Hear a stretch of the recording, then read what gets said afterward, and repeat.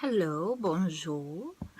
I am wanting to show you some shots of this kind of series of reality checks of what it's like for me living this life that I live in an abandoned RV, and some of the more problematic or exciting and adventurous areas of that. And one disclaimer I want to make right now and at the beginning of all of these is, don't give me advice, because seriously, I worked out this stuff through educating myself about all the aspects of living this way, and you may not understand why I do the things the way that I do them, but trust me, I put a lot of thought into these things, and I do them the way that I do them because I know my own limitations and my needs. And chances are, you coming in and just seeing like maybe a 5-minute video about this, you're in no way going to be more of an expert on my situation than I am. So with that being said, I want to introduce you to this, which is my bed, and it has underneath it, it has this compartment for storage, because in an RV, storage is at a premium. And it's especially more so here because there are a lot of places where I can't store things because mice get in them, so that's a whole nother video. But for a long time I kept my firebox under here, which had my documents like my birth certificate and Derek's death certificate, that's my dead husband's death certificate, and all the kind of legal documents that might need to be protected, my social security card. But I find that being poor, I have to get out that stuff and prove my U.S. citizenship. I have to prove I have a social security card. I have to prove my husband is dead. More and more and more. So I have to keep lifting this bed up to reach the firebox inside. And then it finally occurred to me that I need to not do that, because let me show you about the exciting bed compartment of death here. So this mattress here is not the one that came with the RV. The one that came with the RV is kind of flimsy, and there's a shelf underneath that's supposed to be hydraulic and just support the mattress. But that mattress was bullshit. You can't live on a mattress like that. So I have a different mattress. I have a queen mattress that's actually pretty nice to sleep on, which is good because sleep is really hard for me with my diagnoses, with, chronic pain, PTSD, and nightmares, things like that. So it's nice to have a nice bed, but this sucker is heavy.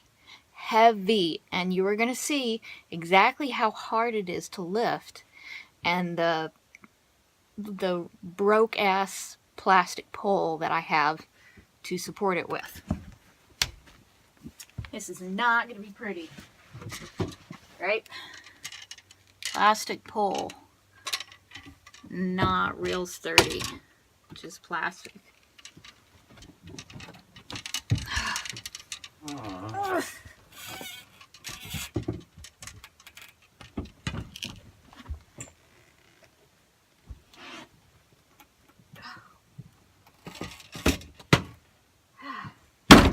And now I'm going to show you exactly how that pole is supporting. I don't know how well you can see this.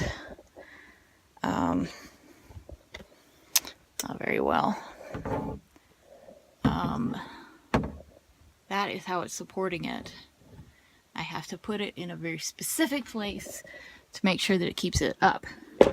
But regardless of that, there is always this kind of nightmare scenario I have that if I put my head in there, this pole's going to break, this is going to come unloose, and this will snap down and catch me between this and this, break my spine, and no one will come looking for me. I'll just be dead, kind of cut in half by this bullshit. So I have my firebox right here. And earlier today, through this process, I pulled it out.